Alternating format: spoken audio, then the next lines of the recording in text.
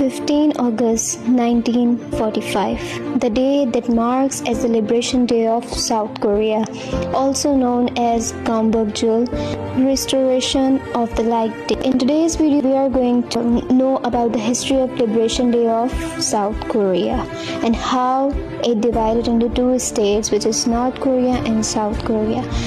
Gwangbokjeol is celebrated annually on August 15. This significant national holiday marks the day in 1945 when Korea was liberated from 35 years of Japanese colonial rule, ending a painful chapter in Korean history. Gwangbokjeol, celebrated annually on August 15, is one of South Korea's most significant national holiday, known as the National Liberation Day of Korea.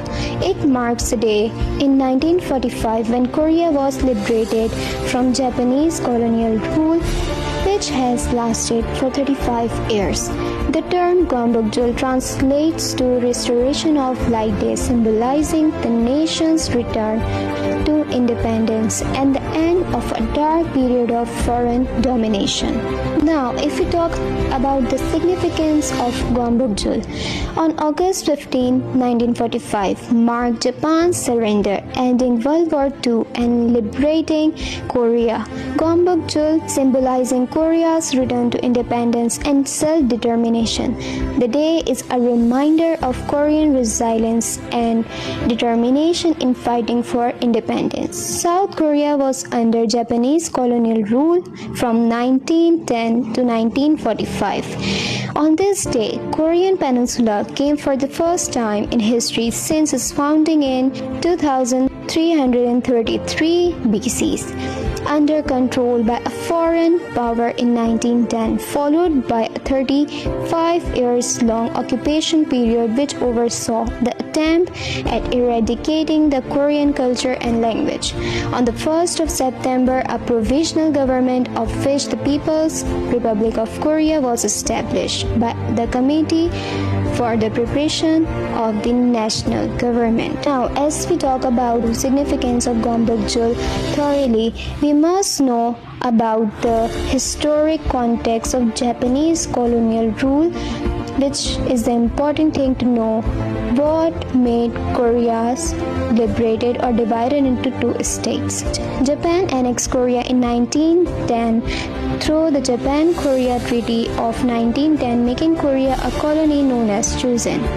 Japan imposed cultural suppression attempted to Japanize Koreans.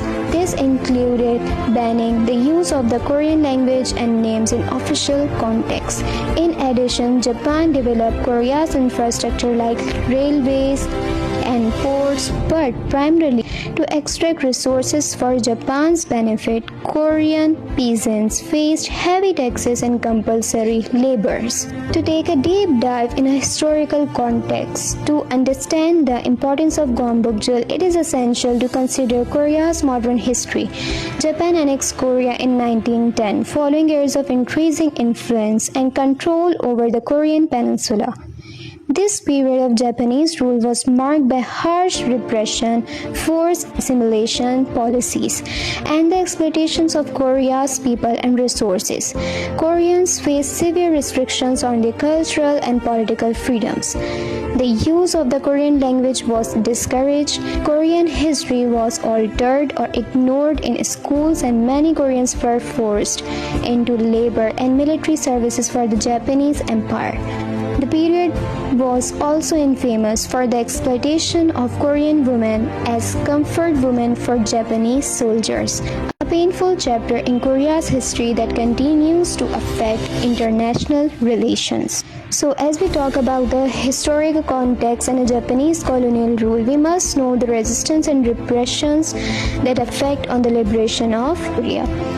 Koreans resisted Japanese rules through movements like the March First movement in 1990 and through righteous armies of guerrilla fighters. Japan enforced strict control through its military, the police suppressing dissent harshly. The legacy of Japanese rule remains controversial between South Korea and Japan, affecting diplomatic relations. Japan colonial rule over Korea lasted from 1910 to 1945. And let's know about the impact of Hiroshima and Nagasaki events on South Korea's liberation from Japanese rules. The atomic bombing of Hiroshima and Nagasaki on 6 August 1945 led to Japan's surrender to the Allied force on August 15, 1945, ending 35 years of Japanese colonial rule in Korea. This marks the liberation of Korea, though Japanese troops remain in southern Korea briefly until withdrawing by mid-September.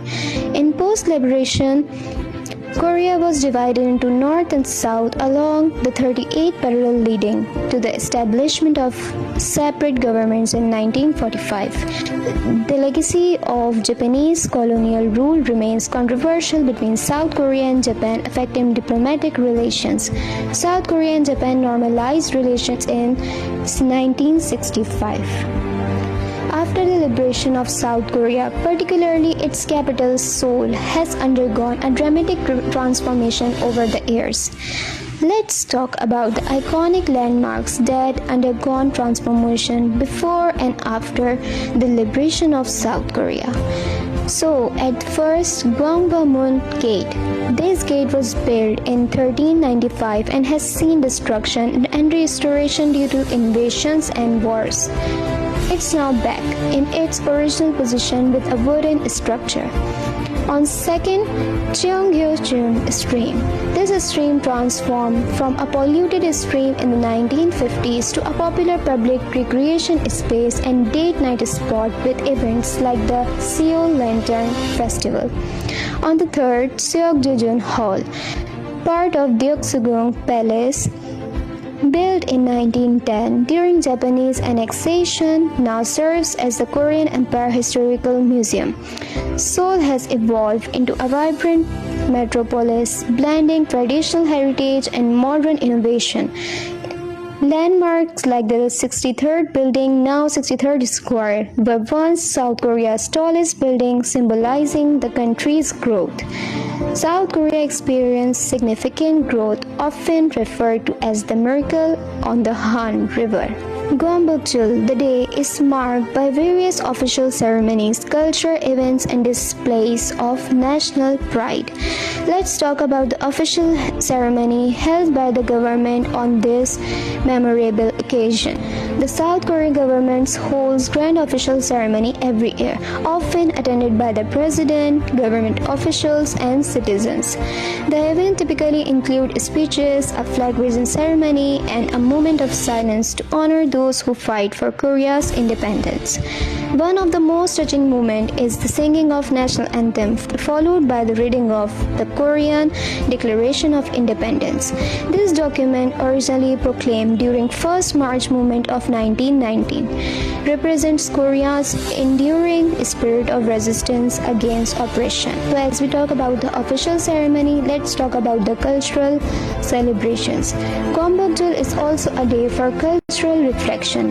Many museums, historical sites, and cultural institutions host special exhibitions and events to educate the public about Korea's colonial history and the significance of liberation. Traditional music performances, reenactments, and educational programs are all common, offering a chance for younger generations to connect with their history. And as for national symbols, on Gwangbokjeol, the South Korean flag known as the Taegukgi is prominently displayed across the country. The flag symbolism of balance, harmony, and peace is particularly resonant on this day as it represents the nation's hard-won freedom. To know about South Korea, we must know about the hard-won struggles and the oppressions and the repressions of the liberation of Korean people. So, the South Korea we know nowadays, the shiny and glamorous and the most developed country, was once in a hard and struggling state under the Japanese colonial rule for 35 long years. after the event of Hiroshima and Nagasaki, it helped a lot in South Korean liberation.